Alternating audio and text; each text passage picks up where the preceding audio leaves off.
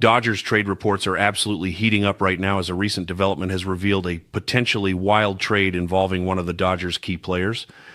We're going to break it all down, go over how one team has emerged as a top candidate, and explain how this trade could actually make sense with the movement of one specific name. We're covering everything right here in this video. What's up, everyone, and welcome back. If you haven't already, make sure you hit that subscribe button and join us here as we cover everything Dodgers related.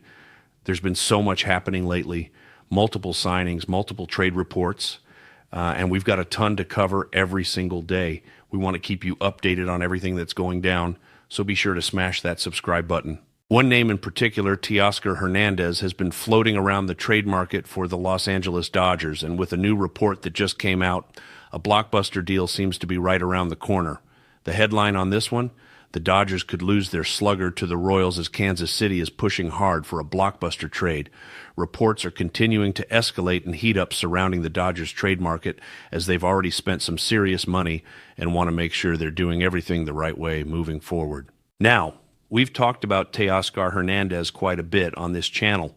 Trade reports have been flying around him and a few other Dodgers players, but Teoscar seems to be the one that everybody is keeping their eyes on. And here's the interesting part. Nobody actually wants him gone from the Dodgers organization. Even the Dodgers themselves are saying this isn't something they're actively exploring, but reports keep dropping. And with everything we've seen, Brandon Gomes had this to say, and I wanted to start with this quote because it's important. He said, "That doesn't feel likely." Obviously, you can never say never on those types of things, but Teoscar, I know that's come up. That's not something we anticipate at all. The sense here is that the Dodgers are not going to give him up for nothing, although Brandon Gomes is saying they're not anticipating a trade for Teoscar Hernández. He's also acknowledging that anything is possible. That tells you there's still a little bit of uncertainty here. And he's acknowledged that conversations and things like that are all part of the business. Now, Teoscar Hernández with the Dodgers has been someone who's incredibly clutch. Very good when you need him at the plate in big moments. He's got power, he's got slugging ability. But when you actually look at his baseball savant profile from this year, he wasn't necessarily the best hitter across the board. His batting average wasn't great, but when it came to those big moments, he showed up. Once again, he kept his home run pace going strong. We know his fielding isn't elite, but everything about what Teoscar Hernández brings fits what the Dodgers are trying to do. Even though there's uncertainty about where he's going to slot in next season going into the second year of his 3-year deal, there have been conversations about moving him to left field. Whether a trade is actually possible has been thrown out there. But at this point, what Teoscar brings makes it really tough for the Dodgers to want to replace him.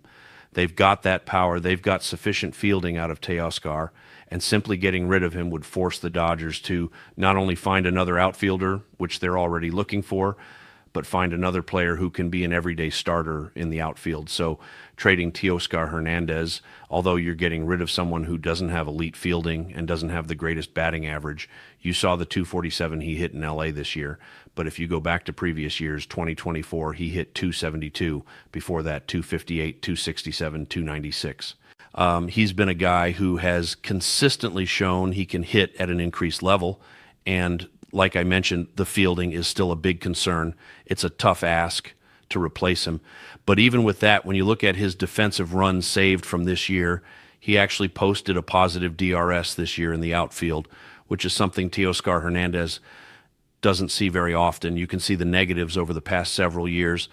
There are a lot of people who fear that the regression from him would be too heavy for the Dodgers to handle, and the best thing would be to trade him before his value gets even lower. That's something a lot of people are questioning right now.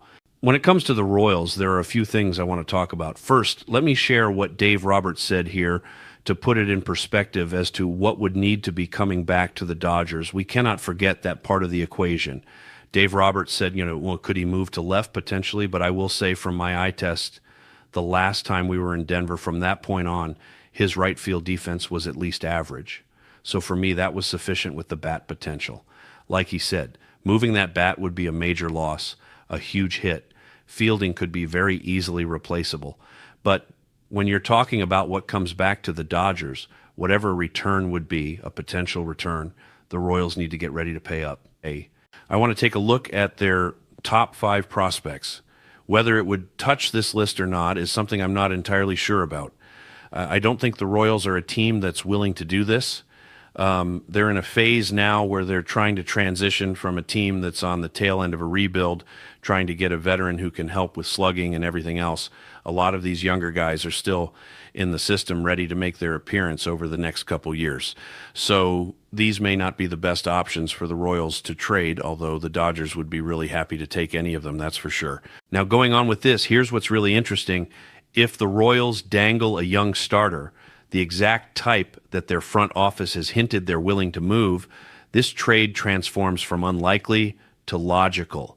This comes along with all the rumors surrounding Tyler Glasnow and whether or not he'll be on this team next year. He's been another veteran who's been dangled quite a bit in trade talks. And with that, you'd still have a very deep rotation. Going for a young starter, yes, that's something I think the Dodgers would definitely consider, especially knowing how much they value their pitching pipeline and being one of the best developmental systems in baseball. They ranked number 1 most recently, and they'd be willing to add more and more, especially with a rotation right now where there are questions. Tyler Glasnow, Blake Snell, what's their future going to look like over the next couple years? Roki Sasaki, Shohei Ohtani, these younger guys coming in. Yoshinobu Yamamoto is still only 27 years old. So a starter for me is something I'd be curious to see if the Dodgers would be willing to take the bait on in a trade with the Royals for Teoscar Hernández. But it wouldn't be just that, though. It would have to include more, and whatever that ends up being is also a major question we have to ask. When you look at the 6 through 11 prospects for the Royals, this is where you're seeing more pitching. Actually, only one of them is a position player. The rest are in the AA or AAA range. This is where you'd likely see one of these players in a return for the Dodgers plus more if Teoscar Hernández were to be dealt, because we know the value is still there. The Dodgers have the advantage of saying he's an important piece of our team. He has control for the next couple of years. He's an absolute slugger.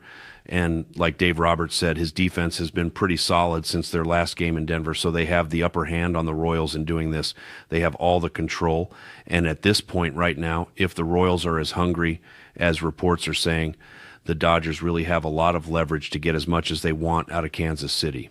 A lot of this would also depend on Tyler Glasnow. If they made 2 big blockbusters, would they be comfortable doing that and then going out and getting a guy like Cody Bellinger or Kyle Tucker or Jarren Duran? There are so many options out there right now for this Dodgers organization, but I really do think it all stems from what happens with the very next move. So let me know what you think about this in the comments below.